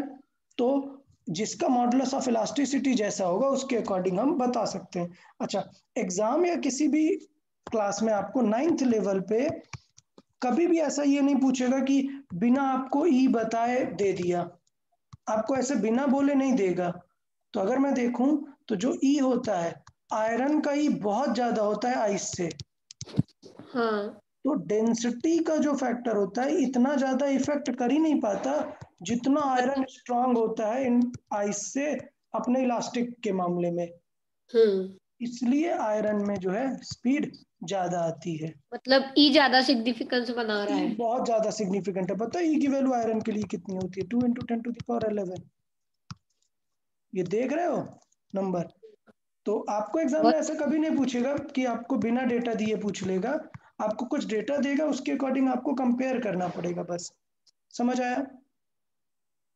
अच्छा, लिक्विड्स और गैसेस में देख लेते हैं। For liquids and gases, okay, so liquid and gases के लिए फॉर्मूला होता है V is equal to, same है, ऐसा कुछ टेंशन नहीं है, बस E के जगह क्या आ जाता है? बी, बीटा आ जाता है ऐसा, ओवर रो। ओके। ठीक है, नेम बदल गया है, बाकी स्टोरी वही है अभी भी। ठीक है, स्टोरी अभी भी क्या है कि ये बन जाता है बल्क मॉडुलस। ओके। ठीक है, तो ये बहुत सारी नई चीजें हैं जिसको मैं अभी एक्सप्लेन नहीं करूंगा क्योंकि इनकी इतनी रिक्वायरमेंट नहीं है। ठीक है, सिर्फ मैं एक्सप्लेन करता हूं कि सॉलिड की प्रॉपर्टी चेक करने के लिए कौन काम आता है? मॉडुलस ऑफ इलास्टिसिटी, कि वो कितना अच्छा सॉलिड है। और लिक्विड को चेक करने के लिए, अब लिक्विड को ऐसे स्ट्रेच करके नहीं देख सकते ना, तो हाँ। लिक्विड को ऐसा बल्क में प्रेशर डाल के चेक करते हैं। हम्म। ठीक है, तो इसलिए इस टाइप की प्रॉपर्टी जो होती है वो बल्क मॉडुलस के थ्रू रिप्रेजेंट होती है। ये ये होता गैस है के डेंसिटी। लिए भी वैलिड है फॉर्मूला। गैसियस के लिए भी, क्योंकि गैस को भी ऐसे स्ट्रेच नहीं कर सकते ना, चारों तरफ से कंप्रेस करके ही देखेंगे ना। तो हाँ। लिक्विड और गैसेस के लिए दोनों सेम पैटर्न रहेगा। अच्छा, अब अगर मैथमेटिकली देखें तो मॉडुलस ऑफ इलास्टिसिटी बहुत ज्यादा होता है।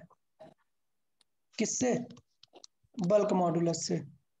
ठीक है, तो इवन अगर आप देखो कि कुछ लोग बोल देते हैं सर V तो प्रोपोर्शनल टू 1/√ρ है, तो डेंसिटी ज्यादा मतलब स्पीड कम। कम। तो इसका मतलब सॉलिड की स्पीड क्या होगी? कम जा। होगी किससे? गैस से, ओके। क्योंकि डेंसिटी ये है। बट हम एक को तो भूल गए ना, सबसे बड़ा चीज क्या? ई। ई। ई बेटा बहुत ज्यादा होता है बी से। तो क्या डेंसिटी रोल प्ले कर पाती है क्या? नहीं, सिग्निफिकेंस नहीं बना पा रही। सिग्निफिकेंस नहीं है। तो अब जिसने लेक्चर अटेंड किया उसको ये समझ में आ जाएगा, जिसने लेक्चर नहीं दिया तो अब मैं नोट्स में इतनी सारी चीजें नहीं लिख सकता ना कि ई बहुत ही सिग्निफिकेंटली बड़ा होता है बी से, तो डेंसिटी का कोई भी फर्क नहीं पड़ पाता है। अच्छा चलो लिख ही देते हैं, E is much greater then E of solids is much greater than B of liquids or gases. Clear? Even ये such that this density is greater such that even after क्या कि density of solid is greater than density of liquid, even after this speed क्या आता है? Speed of solid अभी भी ज्यादा आता है compare to liquid and this compare to gases. किसके वजह से? ई के ज्यादा होने की वजह से। ओके है सबको? हाँ। तो ये याद रखना है। ई के बारे में भले ही भूल जाओ, बट ये एकदम सिलेबस की बात है। क्या सॉलिड्स में बहुत ही ज्यादा होती है साउंड की speed as compare to gases और एज कंपेयर टू लिक्विड्स। ये क्या है? Speed of sound. ये क्या है? Speed of sound. Speed of sound in solids is much greater than these. Clear? अच्छा, साउंड के स्पीड पे कुछ और प्रॉपर्टीज हैं, जैसे साउंड वेव पे मैंने यहाँ पे बात की, स्पीड के मैंने फॉर्मूले दिए, कुछ स्पेशल पॉइंट्स भी हैं। क्या? टेम्परेचर का भी इफेक्ट होता है यहाँ पर। डन। तो टेम्परेचर का इफेक्ट देख लेते हैं इन गैसेस, और मैं यहाँ पे लिखूंगा speed of sound in gases, sound in gases क्या होता है? एज टेम्परेचर इंक्रीजेज, अगर गैसेस का टेम्परेचर इंक्रीज करोगे तो क्या लगता है, स्पीड ऑफ साउंड इंक्रीज होगी या डिक्रीज होगी?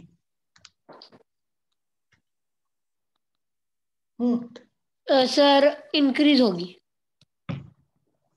ओके, डिक्रीज होगी सर। इंक्रीज होना चाहिए, क्योंकि टेम्परेचर बढ़ाने से वाइब्रेशन और बढ़ने लगेंगे ना, इनडायरेक्टली साउंड को तो हेल्प मिलने लगेगी ना। सो स्पीड ऑफ साउंड क्या हो जाएगा? V sound, speed of sound वो भी इंक्रीज करेगा। तो एक तो था टेम्परेचर का इफेक्ट।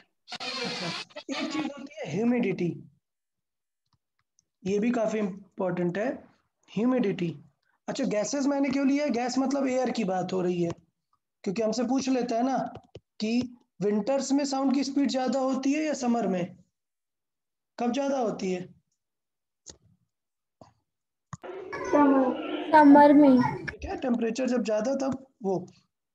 लेकिन विंटर और समर में एक और चीज आ जाती है बीच में, क्या? ह्यूमिडिटी। अच्छा, ह्यूमिडिटी कब ज्यादा होती है? डैम्पनेस होता है तो हाँ, मतलब विंटर में ज्यादा ह्यूमिड फील होता है या समर में? विंटर में। अरे यार, विंटर में ह्यूमिड फील होता है। समर में। ह्यूमिडिटी मतलब जानते हो? हाँ ये sir, presence of moisture. Moisture, presence of moisture. तो वो तो समर में ज्यादा फील होगा ना। समर में जब रेनी सीजन आ जाता है तब बहुत ह्यूमिड फील होने लग जाता है। तो होता क्या है कि जैसे ही ह्यूमिडिटी बढ़ती है, ह्यूमिडिटी बढ़ना मतलब कि एयर में वाटर ज्यादा आ गया, तो एयर की खुद की डेंसिटी क्या होने लग जाती है? कम होने लग जाती है। तो due to humidity increase, density of air, decrease. Density of air, या जस्ट मैं रो लिख देता हूँ, रो बेटर रहेगा, रो ऑफ एयर वो डिक्रीज होने लगेगा। और हमें पता है कि अगर डेंसिटी डिक्रीज होगी तो साउंड की स्पीड इन दैट एयर क्या होगी? इंक्रीज होने लगेगी। ठीक है, सो वी साउंड क्या होगा? स्पीड ऑफ साउंड इंक्रीज होगा। इसका मतलब आपने देखा होगा कि रेनी सीजन में आपको साउंड ज्यादा फास्ट सुनाई देता है, रेनी सीजन में। ठीक है, तो ये एक फैक्टर है, ऐसा नहीं है कि अब आप सोचो नहीं सर मुझे रात में भी बहुत तेज साउंड सुनाई देता है बाहर का, वो अलग चीज है कि बाकी पूरा कोई भी इंटरफेरेंस नहीं है मॉलिक्यूल्स का, तो आप तक मॉलिक्यूल्स का वाइब्रेशन पहुंच जाता है, वो चीज अलग है। मैं सिर्फ एक बेसिक बता रहा हूँ कि अगर मैं नॉर्मल एटमॉस्फेयर पे और ह्यूमिड एटमॉस्फेयर पे कंपेयर करूं तो ये फर्क मिलता है मुझे। क्लियर? हाँ ओके। सर, क्या लेकिन ह्यूमिडिटी और टेम्परेचर इतना सिग्निफिकेंस बना पाते हैं? हाँ, काफी बना पाते हैं, ह्यूमिडिटी और टेम्परेचर काफी सिग्निफिकेंस बना पाते हैं। चलो अच्छा देख लेते हैं, बता देते हैं, ये भी नोट मतलब याद करेंगे, काम की चीज है वैसे। क्या कि एट 0 डिग्री सेल्सियस अगर मैं देखूं, स्पीड ऑफ साउंड कितना होगा? Speed of sound, speed of sound eight 0 degree Celsius पर जो होता है वो होता है नियरली 332 मीटर पर सेकेंड। ठीक है, स्पीड ऑफ साउंड कितना होता है? 332 मीटर पर सेकेंड 0 डिग्री पर। ओके, अब काम की बात, due to small temperature change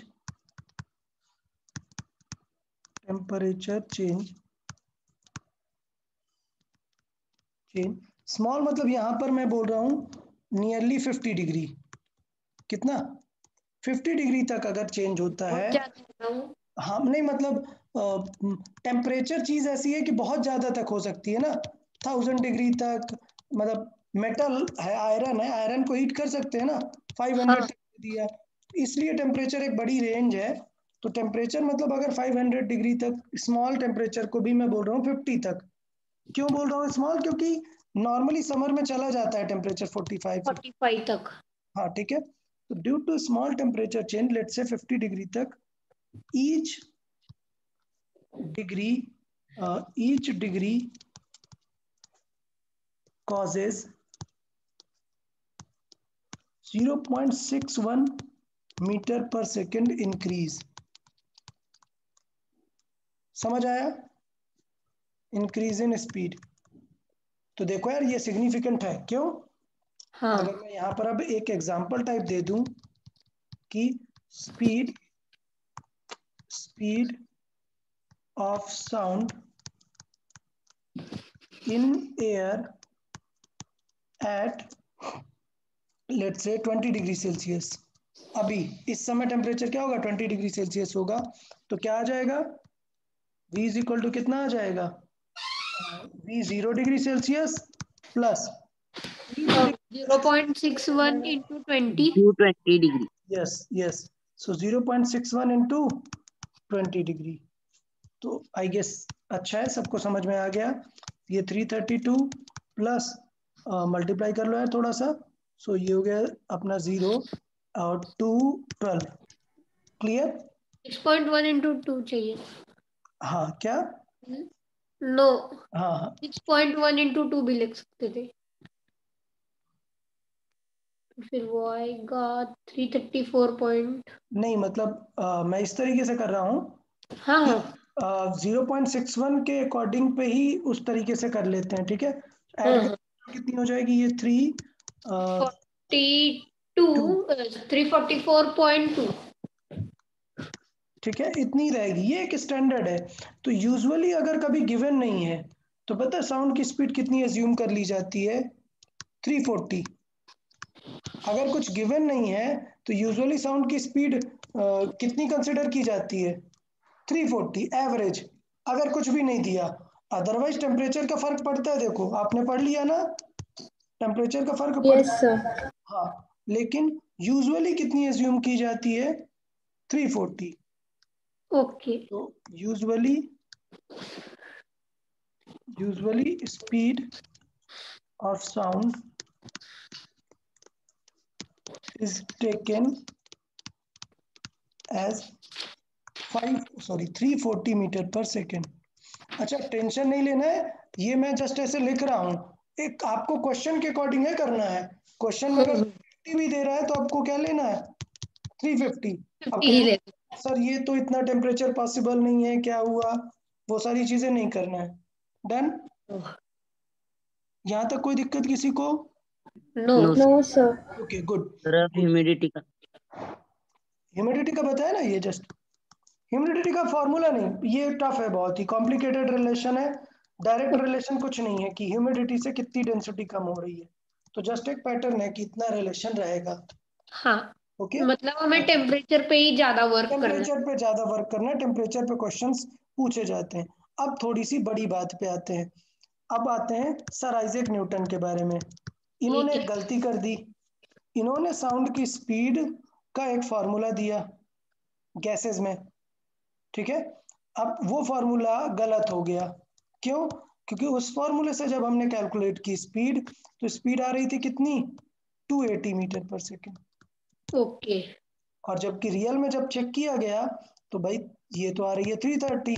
तो इसका मतलब न्यूटन सर वहां पर गलत हो गए, ठीक है। पहले टाइम। हाँ तो इसलिए ये हमें अब सीखना पड़ेगा, क्योंकि न्यूटन सर वहां पर गलत हो गए।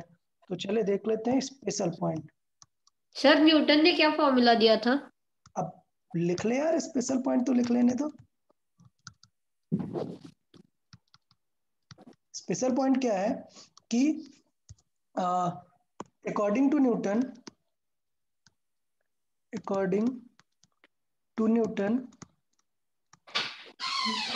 उन्होंने बताया कि यार ये जो प्रोसेस है जैसे जब साउंड जाता है पार्टिकल के थ्रू, तो उन्होंने बताया कि ये फास्ट होता है, बिल्कुल फास्ट होता है, स्पीड दिख ही रही है। तो उन्होंने बताया कि ये इस मीडियम में पार्टिकल का टेम्परेचर चेंज नहीं करता। हाँ। मतलब टाइम ही नहीं मिला ना, आपने कुछ भी बोला और ये यहां तक पहुंच गया, तो ये मीडियम के टेम्परेचर को इफेक्ट नहीं करता है।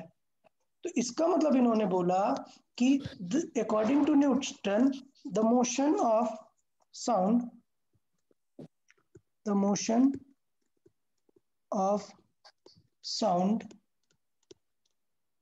in any medium is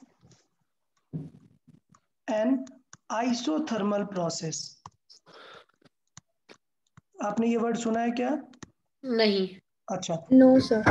bye the way word से तो क्लियर हो रहा है ना, हाँ, isothermal, thermal means something related to temperature. Temperature. So isothermal process है मतलब टेम्परेचर कांस्टेंट है, ठीक है। आइसोथर्मल प्रोसेस का मतलब होता है टेम्परेचर कांस्टेंट है, ये उन्होंने बताया। और उन्होंने स्पीड ऑफ साउंड का फॉर्मूला बताया, then v is equal to, उन्होंने बताया root over p over density. Sir lag हो रहा है। ओके, रुक लेते हैं। हाँ ठीक है, देखिए तो उन्होंने ऐसा फॉर्मूला बताया, क्या? p ओवर डेंसिटी का। ओके, अब p क्या है? प्रेशर ऑफ दैट गैस, मतलब एयर जहां पे है, और अपॉन उसका डेंसिटी। बट इसके अकॉर्डिंग जो आंसर आ रहा था वो गलत आ रहा था, समझ आया? Yes sir. हाँ, तो उन्होंने ये बताया कि ये जो है ये गलत फॉर्मूला था। तो ये उन्होंने फॉर्मूला बताया ये, सो from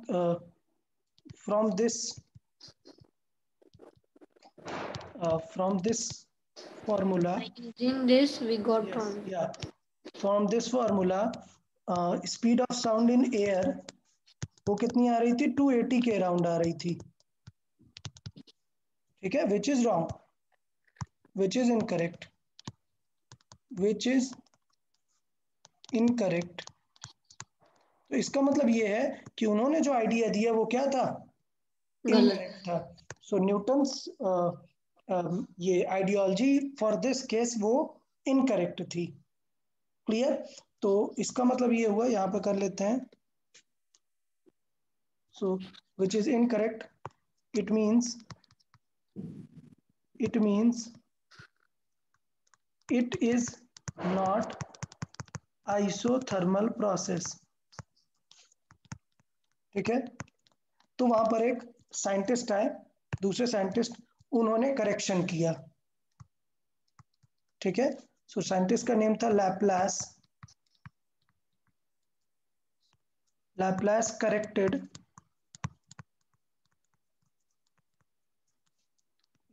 corrected Newton's formula for speed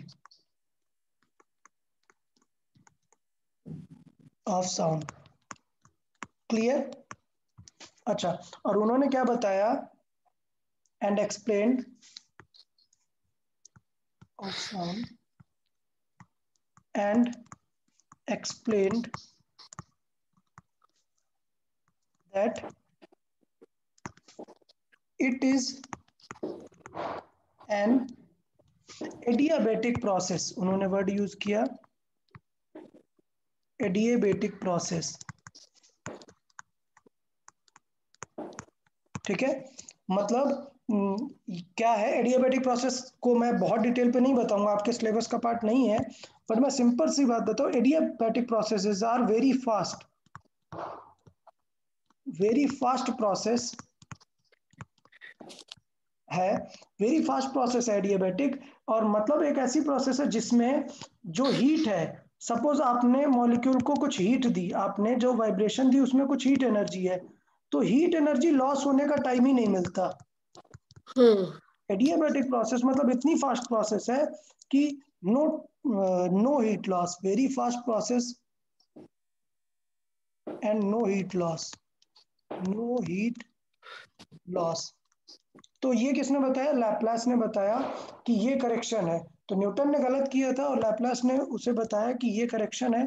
और v इज इक्वल टू लिखा क्या, एक नया सिंबल आएगा यहाँ पे, गैमा।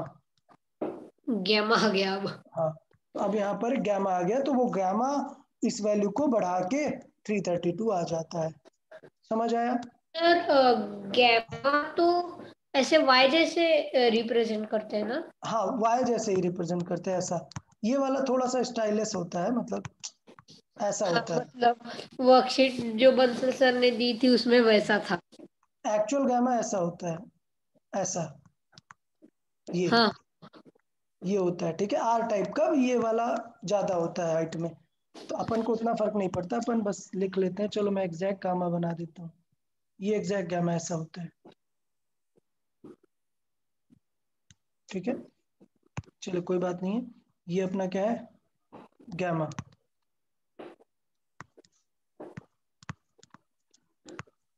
गैमा, ठीक है। और ये गामा पता है किस पे डिपेंड करता है? टाइप ऑफ गैसेस में डिपेंड करता है। पता है किस पे डिपेंड करता है? Type of gases. Yes, depends upon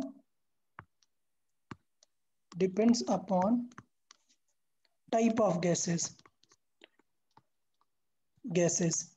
मतलब देखे, ये जो गामा की वैल्यू होती है, गामा की वैल्यू, अगर मैं हीलियम, नियॉन, आर्गन, मतलब ये सारी कैसी कैसी हैं, सिंगल मॉलिक्यूल वाली गैसेस हैं। हाँ क्रिप्टन है ना? हाँ, मतलब ठीक है। तो ये जो सिंगल मॉलिक्यूल वाली गैसेस हैं, इनके लिए गामा अलग रहता है। ठीक है, और जो इनके लिए गामा होता है 3/5, सॉरी 5/3, माय मिस्टेक, 5/3। और जो डबल मॉलिक्यूल वाली गैसेस हैं उनके लिए अलग होता है, लाइक हाइड्रोजन, नाइट्रोजन, ऑक्सीजन। इन सब के लिए क्या होता है वो, ये वैल्यू होती है 7/5। तो जरा पॉइंट में इसे कन्वर्ट कर लेते हैं। हाँ। तो देखिए पॉइंट में 5/3 कितना हो जाएगा? 1.66। 1.6 के राउंड। ठीक है, और और ये कितना हो जाएगा? 1.4। 1.4 के राउंड। तो ये बताओ, एयर में कौन सी इस टाइप की गैसेस होती हैं, इस टाइप की? N2 ज्यादा रहता है शायद से। अरे हाँ, N2 बहुत ज्यादा होता है, फिर O2 होता है, फिर मतलब मोस्टली कौन हाँ, सी गैसेस होती हैं, ये 1.4 आएगा। हाँ, डबल वाला। सो नियरली गामा का, एयर का नियरली हम 1.4 जितना ले सकते हैं। तो 1.4 लेके सॉल्व करके देख लेते हैं, तो 332 के आसपास आ जाता है। समझ आया? Yes sir. हाँ, तो सर ये इसका कोई यूनिट है किसका? नहीं, गैमा का? नंबर मतलब है ये इन वैल्यूज का? रेशियो है, मैथमेटिकल रेशियो है।